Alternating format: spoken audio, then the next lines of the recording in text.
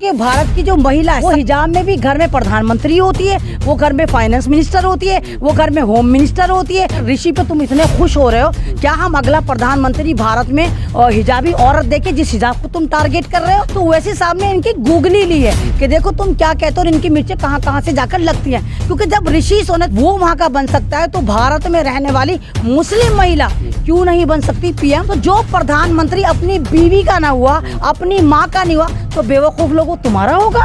वो भारत के हित में बात करेगा? वो तो पहले ही कह चुके हैं कि मैं तो झोला उठाऊंगा, चल दूंगा। उस झोले में क्या क्या है? अंबानी भी है, अदानी भी है, भारत की इकोनॉमी भी है, भारत का सम्मान भी है, भारत की गरिमा भी है, सब कुछ भारत का है। वो तो लेके चल देंगे और फुर्र हो जाएंगे। अगर बात हेट स्पीच पर आएगी तो अगर मुसलमान कुछ भी बोलेगा, चाहे वो संवैधानिक तरीके से, उसका ये जिंदगी हराम करेंगे, जेलों में सड़ा देंगे। तो अगर वाकई बीजेपी सरकार इतनी ही पारदर्शी है और इतनी ही भारत के संविधान को मानती है और वाकई उसके कान खुले हुए हैं, आंखों से वो देख पाती है भारतीय जनता पार्टी, क्या कपिल मिश्रा हेट स्पीच नहीं कर रहा था जब दिल्ली दंगे हुए थे?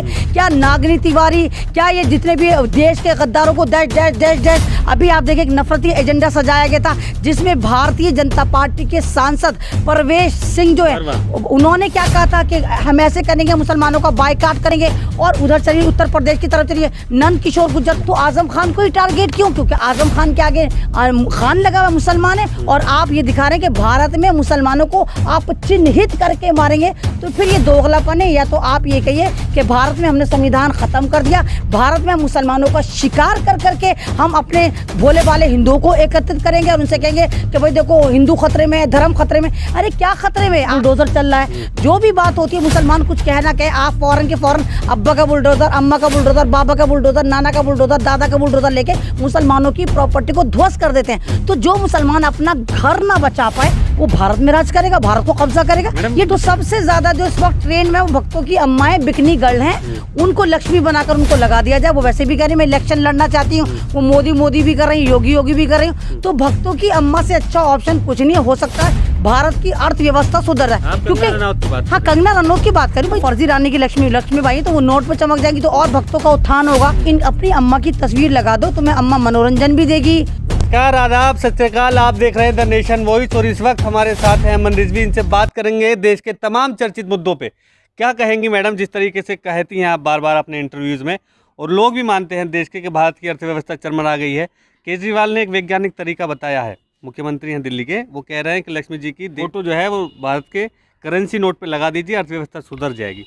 कैसे देखती हैं इसे? देखिए, ये तो हम पहले कह रहे थे, मैं तो 3 साल से बोल रही हूँ केजरीवाल साहब जो वो आरएसएस के साथ मिलकर काम कर रहे हैं, और मैं तो इवन इनको छोटा रिचार्ज भी कहती हूँ कि आरएसएस का छोटा रिचार्ज है। अब केजरीवाल देख रहे हैं कि उन्होंने जो जिस तरह मोदीगिरी चली, मोदी जी ने अपना जो ट्विटर पर, इंस्टा पर और गुलाम मीडिया को खरीद के जो प्रोपेगेंडा करा, तो केजरीवाल को कहीं ना कहीं गुजरात जो है वो अपने हाथ से फिर जाता नजर आ रहा है, जो कि हाथ में आया भी नहीं था। यानी दिल्ली से छिछड़ा भी बहुत दूरी पर है। तो उन्होंने सोचा कि जब यहाँ पर बीजेपी ही धर्म का धंधा कर रही है और धर्म की अफीम चटा रही है, क्यों ना हम भी थोड़ी सी धर्म की अफीम चटा दें। और वो एक नया फंडा लेकर आए कि अगर नोट के ऊपर लक्ष्मी जी की मूर्ति या पिक्चर होगी तो भारत की अर्थव्यवस्था सुधर जाएगी। लेकिन वो इतने ट्रोल हो रहे हैं, पे इतने मीम बन रहे हैं, उनसे यही सवाल था, क्या डॉलर पर लक्ष्मी जी की तस्वीर है जो नंबर 1 पे चल रहा है? जितने भी दुनिया में तरक्की याफ्ता मुल्क हैं, क्या वहाँ पर लक्ष्मी तो छोड़ो, क्या वहाँ पर हिंदू मजहब भी है? भारत में तो भारत के अलावा कौन सा मुल्क है जहाँ पर हिंदू मजहब को माना जाता है?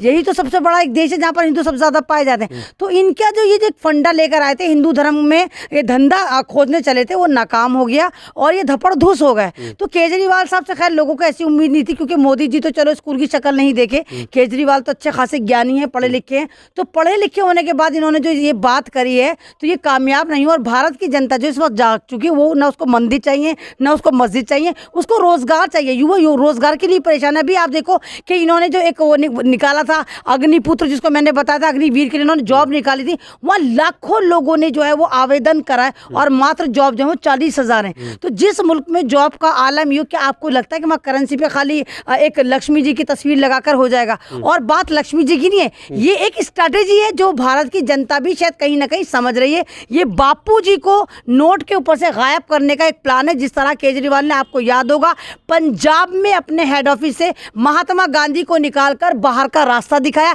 ये उसी की एक पहल पहले अभी ये लक्ष्मी लेकर आएंगे, बाद में कहेंगे भाई महात्मा जी तो बहुत दिन तक रह गए, यहाँ सावरकर को ले आते हैं, यहाँ गॉडसे को ले आते हैं। ये सब ड्रामा है। अगर आपको बात करनी है, अगर वाकई आपको लगता है कि करेंसी सुधर जाएगी, तो करेंसी सुधारने के लिए करेंसी भारत में कब बनी? जब भारत आजाद हुआ। तो तमाम फ्रीडम फाइटर के जो फोटो हैं आप उस पर लगा दीजिए, हो सकता है भारत का उत्थान हो जाए। किसी की ना किसी की फोटो सबके लगा दीजिए, सबके लगा दीजिए। या अगर आपको वाकई देवी देवताओं की तस्वीर लगानी है तो भैया लक्ष्मी को कौन जाने, और दुर्गा को कौन जाने, सरस्वती को कौन जाने। तो सबसे ज्यादा जो इस वक्त ट्रेंड में वो भक्तों की अम्माएं बिकनी गर्ल हैं, उनको लक्ष्मी बनाकर उनको लगा दिया जाए। वो वैसे भी कह रही मैं इलेक्शन लड़ना चाहती हूँ, वो मोदी भी कर रही, योगी भी कर रही हूँ। तो भक्तों की अम्मा से अच्छा ऑप्शन कुछ नहीं हो सकता है। भारत की अर्थव्यवस्था सुधर रहा है। क्योंकि हाँ, कंगना रनौत की बात करूँ भाई, देखिए रानी लक्ष्मीबाई, हाँ तो रानी लक्ष्मी, हाँ भाई वो फर्जी रानी की लक्ष्मीबाई है, तो वो नोट पे चमक जाएंगी तो और भक्तों का उत्थान होगा।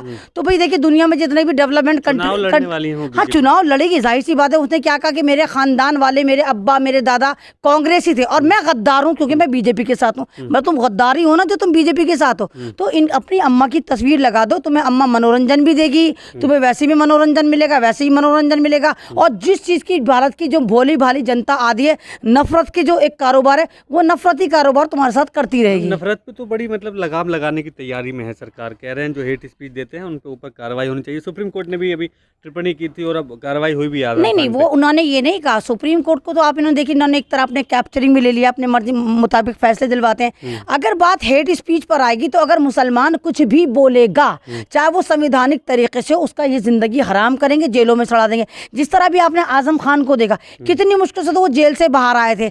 आने के कुछ ही दिन बाद फिर फरमान लगा दे कि हेट स्पीच जो सन 2019 में हुई थी उस पर हम कार्रवाई करेंगे, इनको फिर 3 साल की जेल डालेंगे, इनकी सदस्यता को रद्द करेंगे, 9 साल के लिए इनको अयोग्य घोषित कर देंगे। तो अगर वाकई बीजेपी सरकार इतनी ही पारदर्शी है, जो कि नहीं है, और इतनी ही भारत के संविधान को मानती है और वाकई उसके कान खुले हुए हैं, आंखों से वो देख पाती है भारतीय जनता पार्टी, तो भारतीय जनता पार्टी को मेरा आपके चैनल से सवाल है, क्या कपिल मिश्रा हेट स्पीच नहीं कर रहा था जब हजारों मुसलमान कटे थे, दिल्ली दंगे हुए थे? क्या नागनी तिवारी, क्या ये जितने भी देश के गद्दारों को डैश डैश डैश डैश, अभी आप देखिए एक नफरती एजेंडा सजाया गया था जिसमें भारतीय जनता पार्टी के सांसद परवेश सिंह जो है, उन्होंने क्या कहा था कि हम ऐसे करेंगे, मुसलमानों का बायकाट करेंगे। और उधर चलिए उत्तर प्रदेश की तरफ चलिए, नंद किशोर गुर्जर तो यहाँ तक कहते हैं कि मुसलमानों के हाथ पैर काट दो, इनको मजदूरी मत दो। तो बहुत लंबी फहरिस्त है जो बीजेपी के अंदर है। और हेट स्पीच नहीं, हजारों गुना इन्होंने ऐसे एक हेट के बम बने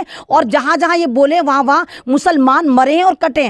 तो आजम खान को ही टारगेट क्यों? क्योंकि आजम खान के आगे खान लगा हुआ मुसलमान है और आप ये दिखा रहे हैं कि भारत में मुसलमानों को आप चिन्हित करके मारेंगे।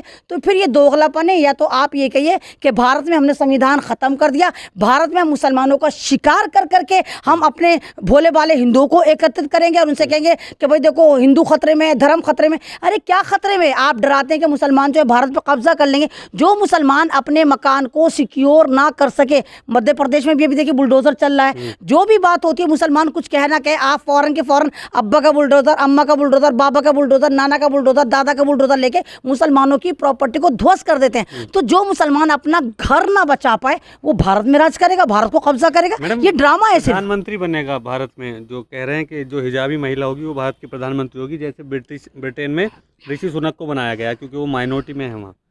कैसे देखती हैं? वो एजुकेटेड मुल्क है। अब आप देखिए ऋषि सोनक को बनाया गया जो कि भारतीय था भी नहीं, पाकिस्तानी मूल का था। क्या पाकिस्तान में खीर मलैया खाई जा रही हैं? क्या पाकिस्तान में गलबैया हो रही है? क्या हमारा बन गया? नहीं, उनको पता है जो चाचू का देश था, भाई रहता था, बिलोंग करता था, वो तो था भी नहीं भारतीय, सिर्फ हिंदू होने पे। और क्या करा? जिस गाय पे तुम पॉलिटिक्स करते हो, ऋषि सुनक तो खुल्लम खुल्ला भी खाता है, गाय को खाता है और कहता है बहुत टेस्टी होता है, उस पर कार्रवाई नहीं करोगे। और जो तुम अपना खुश होता है, हिंदू भैया बन गया, दिए जला रहे थे, ट्वीट करते भारतीय जनता पार्टी के बड़े बड़े नेताओं के साथ, मोदी जी ने भी उसको विश करा था, तो वहां पे तो तुम्हें गाय याद नहीं आई। और कहा क्या कहा ऋषि ने?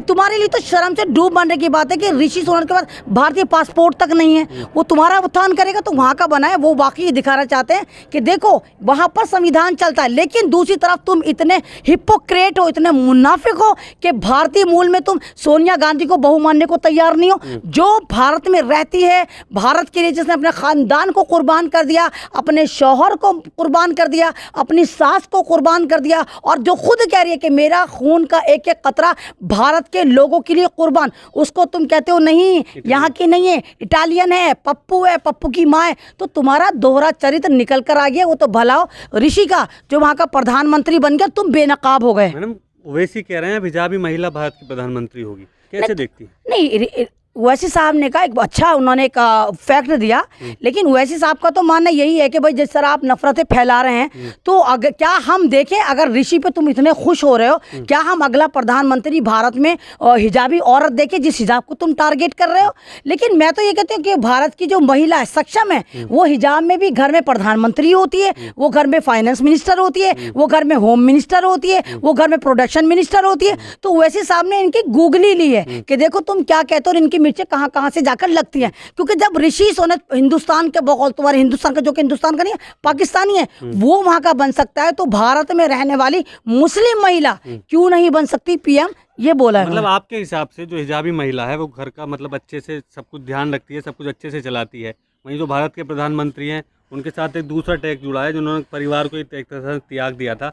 तो हिजाबी महिला प्रधानमंत्री नरेंद्र मोदी से बेहतर देश को चला पाएगी आपके हिसाब से? नहीं, आपने कहा कि उन्होंने अपनी फैमिली को त्यागा था। उन्होंने तो फैमिली को त्यागा ही नहीं था। उन्होंने तो झूठ बोला था कि मैं कुंवारा हूँ, छड़ा हूँ। तो वो तो बाद में पता चला जब सेकंड टाइम इन्होंने इलेक्शन लड़ा कि ये एक शादीशुदा आदमी है। तो हिंदू रीति रिवाज में आपको भी पता होगा कि जब शादी करी जाती है तो देवी देवताओं को मद्देनजर रखते हुए उनको गवाह बना के 7 जन्मों का बंधन होता है। आपने तो इस जन्म में नहीं माना, तो अगले जन्म में क्या मानेगी? जो आदमी अपनी बीवी से ये वादा कर रहा है कि तू मेरी 7 जन्म तक अर्धांगिनी रहेगी, 7 जन्म तक मैं तेरी हिफाजत करूंगा, वो अपनी अर्धांगिनी को अर्धांगिनी मानने को तैयार नहीं है, अपनी माँ को अपने साथ रखने को तैयार नहीं है, अपनी बीवी को अपने साथ रखने को तैयार नहीं है। तो जो प्रधानमंत्री अपनी बीवी का ना हुआ, अपनी माँ का नहीं हुआ, तो बेवकूफ़ लोग वो तुम्हारा होगा?